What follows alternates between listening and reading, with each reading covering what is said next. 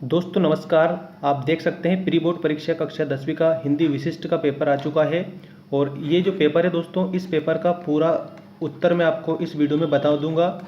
तो अच्छे से आप याद रखें मेरे प्यारे दोस्तों, आपके लिए प्री बोर्ड परीक्षा कक्षा 10वीं का पूरा पेपर आ चुका है। और इस पेपर के उत्तर चलिए देख लेते हैं बिना देर किए। मध्य प्रदेश प्री बोर्ड परीक्षा कक्षा 10वीं, विषय है हमारा हिंदी विशिष्ट, और सारे उत्तर मैं इस वीडियो में आपको बताऊंगा। दोस्तों देख सकते हैं आप, ये प्री बोर्ड परीक्षा कक्षा 10वीं पूर्णांक है हमारा 100। और निर्देश जल्दी से मैं आपको निर्देश पढ़ के बता देता हूँ। सभी प्रश्न हल करना अनिवार्य है। 1 से 5 तक वस्तुनिष्ठ प्रश्न है, प्रत्येक के लिए 1 अंक है। और उसके बाद में 6 से 16 तक प्रत्येक के लिए 2-2 अंक है।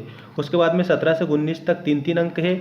और 26 से 27 के लिए 5-5 अंक निर्धारित है। और उसके बाद में जो छठा है ये देख लीजिए, 28 के लिए दोस्तों आपको 10 अंक निर्धारित कर दिए गए हैं। 10 अंक का है। और शब्द सीमा 200 से लेकर 250 है 28वें क्वेश्चन में। चलिए देख लेते हैं सारे क्वेश्चन के आंसर। पहला देखिए दोस्तों, पहला है निम्नलिखित कथनों के सही विकल्प चुनकर लिखिए। ये 5 कंप्लीट करें आप अच्छे से। सूरदास के पदों की जो भाषा है वो कौन सी है, तो इसमें आएगा दोस्तों ब्रज भाषा है। सूरदास के पदों की भाषा कौन सी है, तो इसके उत्तर में आपको लिखना है कि ब्रज भाषा। पहले का उत्तर आ चुका है ब्रज भाषा। दूसरा देखिए, लोक संस्कृति का जन्म हुआ है। तो जो लोक संस्कृति का जन्म हुआ है वो हुआ है गाँवों में। कहाँ पर हुआ है लोक संस्कृति का जन्म, वो गाँवों में हुआ है। और इसके बाद में अगला देखिए दोस्तों, निंदा रस के लेखक हैं। तो निंदा रस के जो लेखक है वो है हरिशंकर परसाई। ठीक है, हरिशंकर परसाई। ये आपका ऑप्शन नंबर बा में दे रखा है। ये आपका करेक्ट आंसर हो जाएगा तीसरे का। निंदा रस के लेखक हरिशंकर परसाई है। और इसके बाद में श्रृंगार रस का स्थायी भाव है। तो दोस्तों जो श्रृंगार रस है उसका स्थायी भाव क्या होता है, श्रृंगार रस का स्थायी भाव होता है रति। क्या होता है, रति श्रृंगार रस का स्थायी भाव है। दोस्तों आपको हर विषय के डेली आपको पेपर मिल जाएंगे, चैनल को जरूर सब्सक्राइब कर लेना। 2 पदों के मेल को कहते हैं। तो दोस्तों 2 पदों के मेल को, ठीक है याद रखना, 2 पदों के जो मेल होता है दोस्तों उसको हम क्या कहते हैं, समास कहते हैं। ठीक है, और वर्णों का जो मेल होता है दोस्तों उसको हम संधि कहते हैं। 2 वर्णों के मेल को संधि कहते हैं और 2 पदों के योग को हम समास कहते हैं। अब इसके बाद में हम देख लेते हैं रिक्त स्थानों की पूर्ति कीजिए। रिक्त स्थान के सारे उत्तर मैं आपको बताऊंगा, मतलब कि पूरा पेपर आपको हल करके बताने वाला हूं। चलिए देखते हैं रिक्त स्थानों की पूर्ति में। पहला, स्वतंत्रता संग्राम के सेनानी पंजाब केसरी खालिस्तान है। तो दोस्तों उसमें आप अच्छे से याद रखेंगे लाला लाजपत राय। ये मैं यहाँ पर लिख रहा हूँ। पहले खालिस्तान में आप लिखेंगे लाला लाजपत राय। पहले खालिस्तान में आपको ये लिखना है लाला लाजपत राय। दूसरे में देखिए, पथ की पहचान कविता के रचयिता हैं। पथ की पहचान कविता के जो रचयिता हैं मेरे प्यारे दोस्तों, उसमें आएगा हरिशंकर परसाई।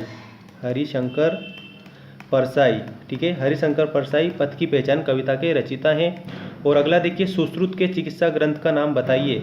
तो जो सुश्रुत का जो चिकित्सा ग्रंथ है ना दोस्तों, वो है सुश्रुत संहिता। ये यहाँ पर मैं लिख रहा हूँ, सुश्रुत संहिता। ठीक है, सुश्रुत संहिता करेक्ट आंसर है दोस्तों, याद रखेंगे। अर्थ की दृष्टि से वाक्य प्रकार के होते हैं। तो दोस्तों अर्थ की दृष्टि से जो वाक्य है वो 8 प्रकार के होते हैं। कितने प्रकार के होते हैं, 8 प्रकार के होते हैं। और गीतिका के प्रत्येक चरण में मात्राएं होती है दोस्तों 26, मतलब 26 मात्राएं होती है गीतिका में। तो ये आपका रिक्त स्थान कंप्लीट हो गया है। अब रिक्त स्थान के बाद में हम देख लेते हैं सत्य असत्य। देखिए सत्य असत्य के उत्तर भी आपको लिखना है और अच्छे से मैं सारे उत्तर बता रहा हूँ। बालक राम अवध के राजा दशरथ के पुत्र थे। तो ये बिल्कुल सत्य है। क्या है, बिल्कुल सत्य है। और अगला देखिए, स्वामी रामतीर्थ एक बार जापान गए थे। तो इसमें भी आप क्या लिखेंगे, सत्य। ठीक है, स्वामी रामतीर्थ एक बार कहाँ पर गए थे, जापान गए थे। तो ये क्या है, सत्य है। और इसके बाद में अगला देखिए, अगला है निंदक समाज में सम्मान का पात्र होता है। जो निंदक के समाज में सम्मान का पात्र होता है, इसमें आप लिखेंगे असत्य। क्या लिखेंगे, असत्य लिखेंगे। और इसके बाद में नेक्स्ट देखिए, जिसे जीता ना जा सके उसे विजयी कहते हैं। जिसे जीता ना जा सके उसे विजयी कहते हैं नहीं, तो इसमें भी असत्य आएगा। ठीक है, असत्य। और लास्ट देखिए, जहाँ लोक सीमा का उल्लंघन हो वहाँ अन्योक्ति अलंकार होता है। तो दोस्तों ये गलत है। ठीक है, तो इसमें भी हम क्या लिखेंगे, असत्य लिखेंगे। अब मैं आपको सत्य सत्य एक बार और अच्छे से समझा देता हूँ। पहला सत्य है, दूसरा सत्य है। ठीक है, बाकी तीसरा, चौथा और पांचवा ये तीनों गलत है दोस्तों। ठीक है, ध्यान रख लेना, तीसरा, चौथा और पांचवा क्या है, असत्य है ये। और बाकी सत्य है पहला और दूसरा। अब इसके बाद में हम देखेंगे सही जोड़ी बनाइए और सही जोड़ी का उत्तर। हाँ, पहला देखिए, मातृभूमि का मान। तो दोस्तों मातृभूमि का मान, इनके आगे आपको लिखना है हरिकृष्ण प्रेमी। क्या लिखना है, हरिकृष्ण प्रेमी। मातृभूमि का मान, बेटियां पावन दुआएं हैं तो अजहर हाशमी,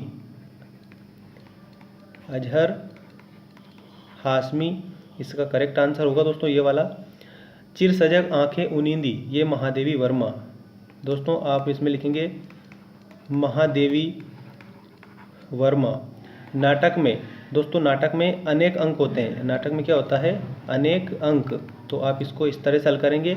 और महाकाव्य, तो महाकाव्य में दोस्तों संपूर्ण जीवन का चित्रण होता है। ठीक है, महाकाव्य में क्या होता है? संपूर्ण जीवन का चित्रण। मातृभूमि का मान, तो इसमें हरिकृष्ण प्रेमी आप लिखेंगे। ठीक है, और बेटियां पावन दुआएं हैं ये अजहर हाशमी लिखेंगे। चिर सजग आंखें उनींदी इसमें महादेवी वर्मा लिखेंगे। नाटक में अनेक अंक होते हैं और महाकाव्य में संपूर्ण जीवन का चित्रण होता है। तो ये आपकी जोड़ी कंप्लीट हो गई है दोस्तों। चैनल को जरूर सब्सक्राइब करें, हर विषय के आपको इसी प्रकार से अपडेट डेली मिलने वाली है। अब देखिए, एक शब्द या एक वाक्य में उत्तर दीजिए। इसके उत्तर देख लेते हैं। कोयल के उसके किस गुण के कारण पसंद किया जाता है? तो ये उत्तर लिखो। इसमें आप लिखेंगे मीठी वाणी। क्या लिखेंगे? पहले में लिखेंगे मीठी वाणी। कोयल को उसकी मीठी वाणी के कारण पसंद किया जाता है। छंद के प्रकार होते हैं, तो छंद के दो प्रकार होते हैं। दो प्रकार कौन कौन से हैं? एक तो है वर्णिक छंद, वर्णिक छंद है पहला, और दूसरा प्रकार है दोस्तों मात्रिक छंद। ठीक है, मात्रिक छंद। और अब अगला देखिए, भगिनी निवेदिता का नाम क्या था? तो इसमें आप अच्छे से लिखेंगे दोस्तों मार्गरेट। ठीक है, मार्गरेट एलिजाबेथ लिखेंगे। भगिनी निवेदिता का जो नाम था वो था दोस्तों मार्गरेट। इस प्रकार से लिख देना आप मार्गरेट। ठीक है, ये भगिनी निवेदिता का मूल नाम था। इसके बाद में जगन्नाथ का संधि विच्छेद कर संधि का नाम लिखी थी। जगन्नाथ इस प्रकार से लिखेंगे जगत धन नाथ। और संधि कौन सी है? तो संधि है व्यंजन संधि। कौन सी संधि है? व्यंजन संधि है। ठीक है, व्यंजन संधि इसमें करेक्ट आंसर होगा। अब इसमें पांचवा देखिए, किन्हीं दो महाकाव्यों के नाम। तो दोस्तों दो महाकाव्यों के नाम पूछा है। तो एक तो है रामचरितमानस, रामचरितमानस, और एक आप लिखेंगे दोस्तों कामायनी। ठीक है, कामायनी। ये दो महाकाव्यों के नाम आपके हो गए हैं। अब पांचों क्वेश्चन के आंसर में फटाफट बता देते हो। कोयल को उसके मीठी वाणी कारण पसंद किया जाता है। छंद के दो प्रकार है, वर्णिक और मात्रिक। भगिनी निवेदिता का मूल नाम मार्गरेट था। जगन्नाथ का संधि विच्छेद जगत धन नाथ, और इसमें व्यंजन संधि होगी। किन्हीं दो महाकाव्यों के नाम, तो किन्हीं दो महाकाव्यों के नाम में एक तो है रामचरितमानस और दूसरा है कामायनी। ठीक है, अब हमारे प्रश्न आ चुके हैं दोस्तों, और ये देख सकते हैं। पहला प्रश्न देखिए, कुब्जा कौन थी, उसका उद्धार कैसे हुआ? और तुलसीदास जी के मन मंदिर में सदा कौन निवास करता है? तो तुलसीदास जी के मन मंदिर में सदा भगवान राम निवास करते हैं। कुब्जा एक कुरूप स्त्री थी और भगवान की शरण में जाने से उसका उद्धार हुआ था। अगला देखिए, कृष्ण के कुंडलों की आकृति कैसी है और किसके अंग पुलकित हो रहे हैं? अगला है, हिमालय की झीलों में कवि नागार्जुन ने किसको तैरते हुए देखा है? तो हंसों को तैरते हुए देखा है। व्यक्ति सम्मान के योग्य कब बन जाता है? तो जब वो परोपकार करता है तब व्यक्ति सम्मान के योग्य बन जाता है। और इसके बाद में अगला क्वेश्चन देखिए। अगला क्वेश्चन आपका इस प्रकार है, मोम के बंधन सजीले से कविता का क्या आशय है और आसमान में किस तरह के बादल उड़ रहे हैं? 10वां क्वेश्चन देखिए, कवि के अनुसार व्यक्ति को किस रास्ते पर चलना चाहिए? तितलियों के रंग से कवि का क्या आशय है? गांधी जी द्वारा स्थापित आश्रम का नाम क्या है? तो आपको गांधी जी द्वारा स्थापित आश्रम का नाम बताना है। अथवा दे रखा है, इसका मतलब ये है कि दो में से आपको एक करना है। ठीक है, तेजस्वी पुरुष लाला लाजपत राय के चरित्र की दो विशेषताएं बताइए। इसके पहले वीडियो अपलोड करा था, उसमें भी मैंने समझाया था आपको। ठीक है, प्ले लिस्ट बना रखी, देख लेना। तेजस्वी पुरुष लाला लाजपत राय के चरित्र की दो विशेषता, एक तो देशभक्ति। ठीक है, देशभक्ति या देश प्रेम कह सकते हैं। और उसके बाद में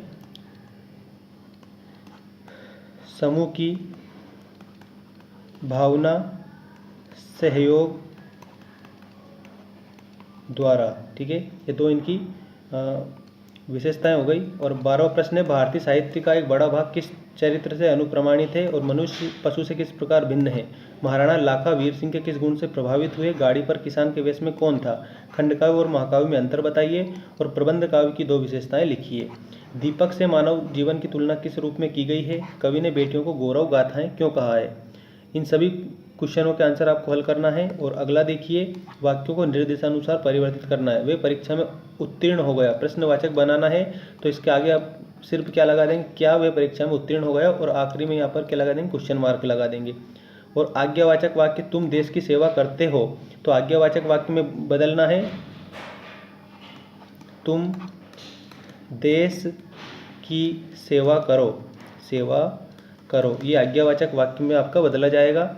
और इसके बाद में वाक्यों को शुद्ध करके लिखना है। प्रत्येक छात्र स्कूल जाते हैं, ठीक है, प्रत्येक छात्र स्कूल जाते हैं, इसको शुद्ध करके आपको लिखना है। और उसके बाद में मोहन चक्की पर आटा पिसवाने गया, तो इसमें मोहन चक्की पर गेहूं पिसवाने गया, आटे की जगह आप क्या लिख देंगे, गेहूं लिख देंगे, ठीक है। इसके बाद में सुश्रुत संहिता का संक्षिप्त परिचय दीजिए। सुश्रुत संहिता का आपको क्या देना है, संक्षिप्त परिचय देना है। इसके अथवा में यक्ष के संसार के सबसे बड़े आश्चर्य संबंधी प्रश्न पर युधिष्ठिर ने क्या कहा, ये बताना है। 18वां प्रश्न में आपको ये करना है संधि विच्छेद, सदाचार, जगदीश और विद्यालय और संधि का नाम लिखना है। इसके बाद में निम्नलिखित शब्दों का समास विग्रह कर समास का नाम लिखना है। भाई बहन, रसोई घर और दशानन, तो भाई और बहन, ठीक है, भाई बहन। तो दोस्तों ये मैं बता देता हूँ, इसके अथवा वाला उत्तर भाई और बहन, ठीक है। ये जो योजक चिन्ह है इसकी जगह आप और लिख देंगे और बाकी वैसा का वैसा ही लिख देंगे, भाई और बहन। और इसमें समास कौन सा है दोस्तों, तो इसमें है दोस्तों द्वंद्व समास। कौन सा समास है, द्वंद्व समास है। और उसके बाद में रसोई घर, इसमें आएगा रसोई के लिए घर, किसके लिए घर, रसोई घर, रसोई के लिए घर, तो इसमें आप लिखेंगे दोस्तों तत्पुरुष समास, ठीक है। और इसके बाद में दशानन, 10 है आनंद जिसके, दशानन, इसमें बहुब्रीहि समास, ठीक है। और अगला देखिए दोस्तों, वक्रोक्ति अलंकार की परिभाषा उदाहरण सहित दीजिए, वीर रस की परिभाषा उदाहरण सहित दीजिए, ठीक है। तो वीर रस की परिभाषा आपको उदाहरण सहित देना है। अगला देखिए, अच्छा वीर रस की परिभाषा में आपको बता देता हूँ। विभाव, अनुभव और संचारी भाव का वीर नामक जो रस से अगर संयोग होता है तो वहाँ पर क्या होता है, वीर रस होता है, ठीक है। तो इसमें वीर रस आप अच्छे से लिखेंगे। इसके बाद में अगला देखिए, और छायावादी काव्य की विशेषताएं लिखिए एवं आवश्यकताएं भी बताइए। इसके अथवा में प्रगतिवादी काव्य की विशेषताएं लिखनी है। 21वां क्वेश्चन, जीवनी आत्मकथा में अंतर लिखना है कोई 4। और इसके बाद में रेखा चित्र किसे कहते हैं, हिंदी के रेखा चित्र के नाम और उनके रचनाकार का नाम लिखना है। और इसके बाद में अगला 22वां क्वेश्चन देखिए, टोटल 28 क्वेश्चन है दोस्तों आपके इस पेपर में। तुलसीदास अथवा महादेवी वर्मा की काव्यगत विशेषताएं लिखिए। 2 रचनाएं, भावपक्ष, कलापक्ष, साहित्य में स्थान। और वासुदेव शरण अग्रवाल अथवा रामवृक्ष बेनीपुरी का साहित्यिक परिचय लिखना है। बिंदु का आधार पर 2 रचनाएं, भाषा शैली, साहित्य में स्थान, ये बिंदु आपको दे दी गए हैं। 4 नंबर का आपका प्रश्न है, ये 4 का ये है, 4 नंबर का ये है और 4 नंबर का ही ये है, ठीक है। तो आप इनको अच्छे से हल करेंगे।